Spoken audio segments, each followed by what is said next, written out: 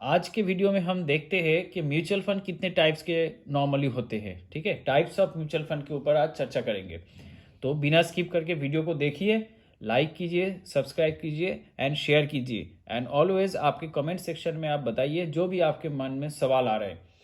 तो सीखते हैं कि कितने कितने टाइप के ब्रॉडली म्यूचुअल फंड्स आते हैं।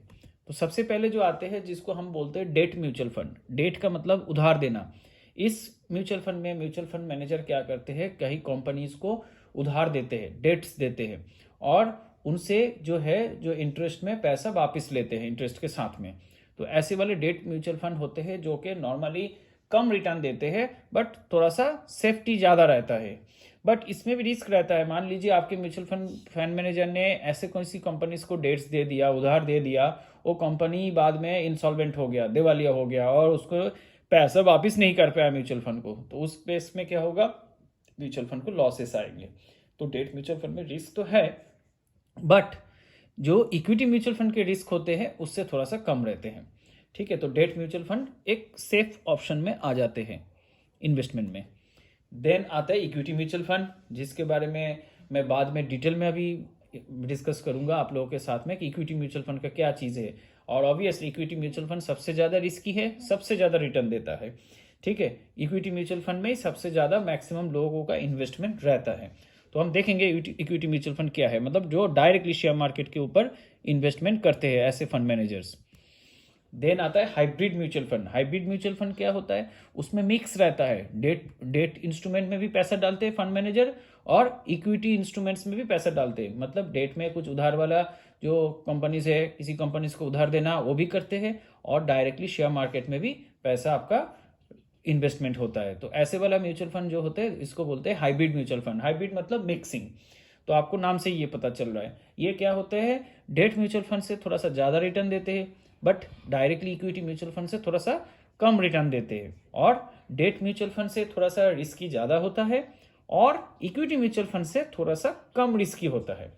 ठीक है, यहाँ तक होपफुली आपको सबको क्लियरली समझ में आ गया।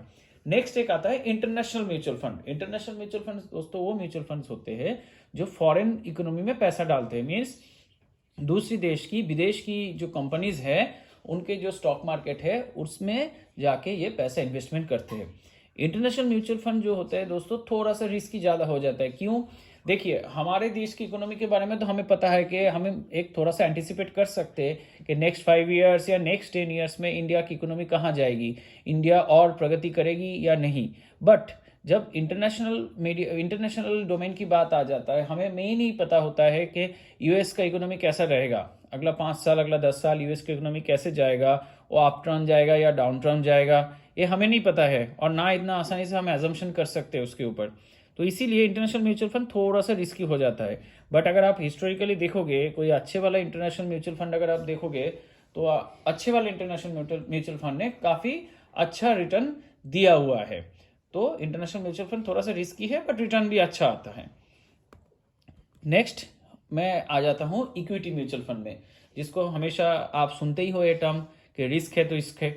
तो इक्विटी म्यूचुअल फंड सबसे ज़्यादा लोगों का भरोसा रहता है इसमें ऊपर, सबसे ज़्यादा रिटर्न भी ये देता है और लोग सबसे ज़्यादा इक्विटी म्यूचुअल फंड में इन्वेस्टमेंट करना पसंद करते हैं।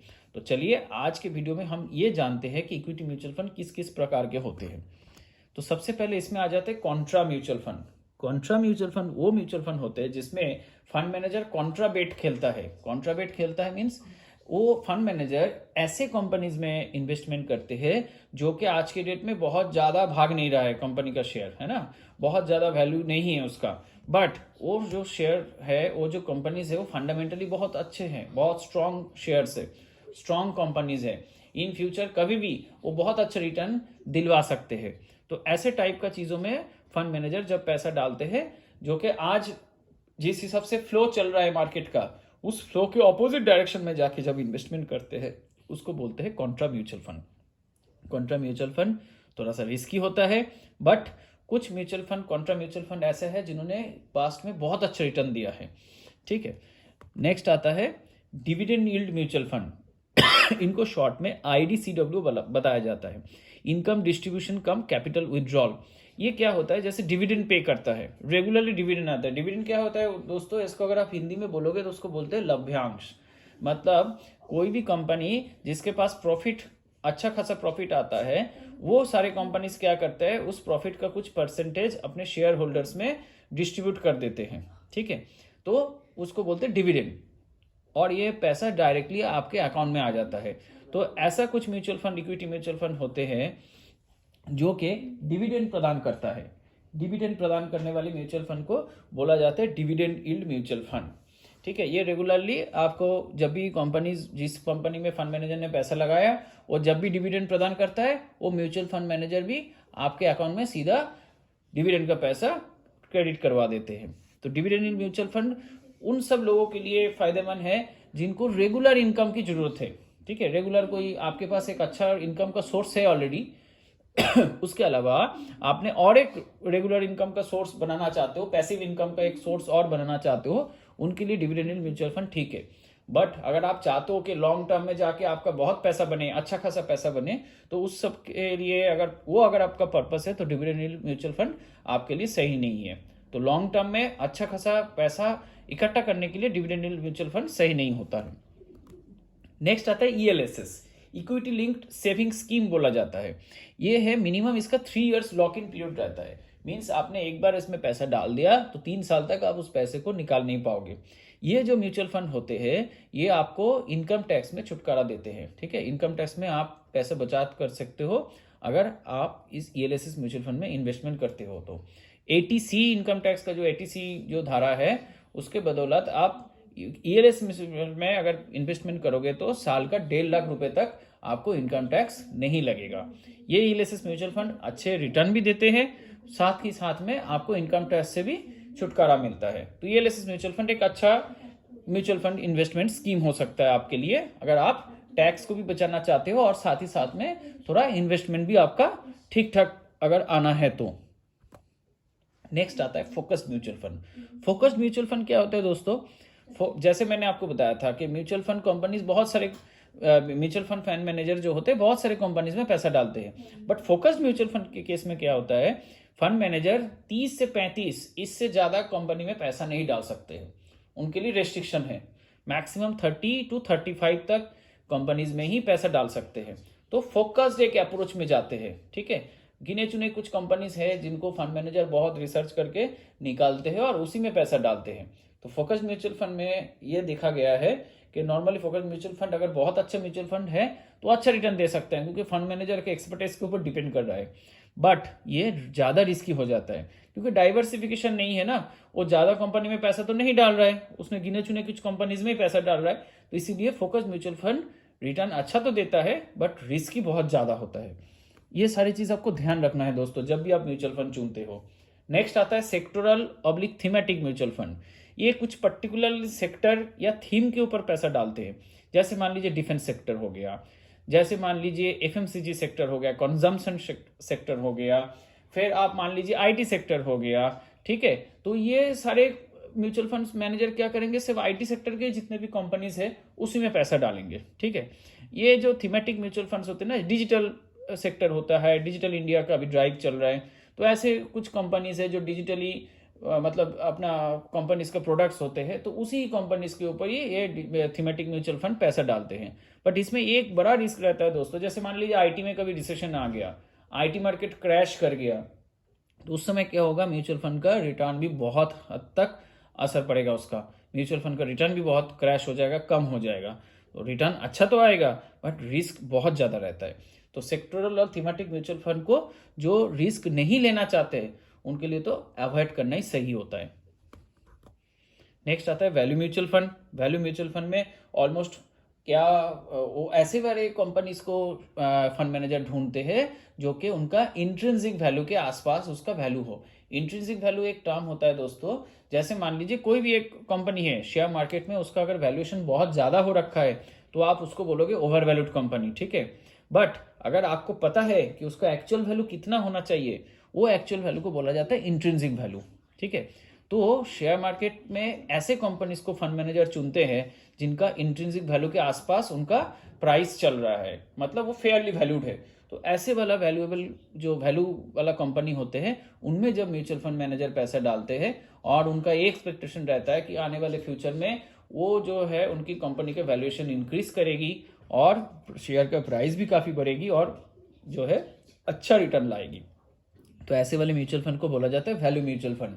तो नाम से और जो मैंने आपको छोटा सा बेसिक हिंदी में समझाया हूँ उससे आपको पता चल रहा है कि वैल्यू म्यूचुअल फंड ऑब्वियसली बहुत ज़्यादा रिस्की होते हैं। इसके बाद आ जाता है लार्ज कैप म्यूचुअल फंड। जैसे पहले वाले वीडियो में मैंने आपको समझाया था कि लार्ज कैप कंपनीज क्या होते हैं। जो फर्स्ट 100 कंपनीज है शेयर मार्केट में लिस्टेड, उनमें से जो है यही कंपनीज जो बड़े बड़े बिजनेस उनके पास है, जिनका मार्केट कैपिटलाइजेशन बहुत बड़ा है, उनको बोला जाता है लार्ज कैप कंपनीज। ठीक है, इनको बोला जाता है शेयर मार्केट के हाथी, एलिफेंट ऑफ शेयर मार्केट। ये बहुत बड़े बड़ी कंपनी है, तो हाथी जैसे चलते हैं, इनका रिटर्न भी ऐसे चलता है, धीरे धीरे चलता है, धीरे धीरे रिटर्न देता है, अचानक बहुत ज़्यादा रिटर्न भी नहीं देता है। एंड इनका जो है मतलब स्टेबिलिटी रहता है, ये अचानक क्रैश नहीं करता इतना आसानी से। ठीक है, तो ये होता है लार्ज कैप कंपनीज। तो जो भी लार्ज कैप कंपनीज में म्यूचुअल फंड पैसा डालते हैं उनको बोलते हैं लार्ज कैप म्यूचुअल फंड। उसके बाद आ जाता है large and mid cap mutual fund. इसमें आपको नाम से ही पता चल रहा है, फंड मैनेजर कुछ लार्ज कैप कंपनीज में भी पैसा डालते हैं, कुछ मिड कैप कंपनीज में भी पैसा डालते हैं। मिड कैप कंपनीज वो कंपनीज होते हैं दोस्तों फर्स्ट 100 को छोड़ने के बाद 101 से लेके नेक्स्ट 250 तक, ये सारे companies as per their market capitalization, इनको बोला जाता है मिड कैप कंपनीज। तो large and mid cap both categories में पैसा डालते हैं। तो इसका जो रिटर्न होता है ना large and mid cap companies का म्यूचुअल फंड का, इनका रिटर्न जो होता है लार्ज कैप म्यूचुअल फंड से थोड़ा सा ज्यादा होता है। और ऑब्वियसली रिटर्न ज्यादा है तो रिस्क भी ज्यादा है। आप हमेशा इस चीज को ध्यान रखिए दोस्तों, कोई भी म्यूचुअल फंड जो रिटर्न ज्यादा देता है ना तो उसमें 100% रिस्क भी ज्यादा होगा। रिटर्न एंड रिस्क वो एकदम एक ही साथ में बढ़ता है। नेक्स्ट आ जाता है मिड कैप म्यूचुअल फंड। नाम से ही क्लियर है, सिर्फ मिड कैप जो कंपनीज है उसमें पैसा डालते हैं, और जो भी है large cap and large and mid cap जो म्यूचुअल फंड है उनसे ज़्यादा रिटर्न लाएगा। ऑब्वियसली अच्छा रिटर्न देता है मिड कैप कंपनीज, जो मिड कैप म्यूचुअल फंड जो होते हैं, और इनका रिस्क भी काफ़ी ज़्यादा होते हैं।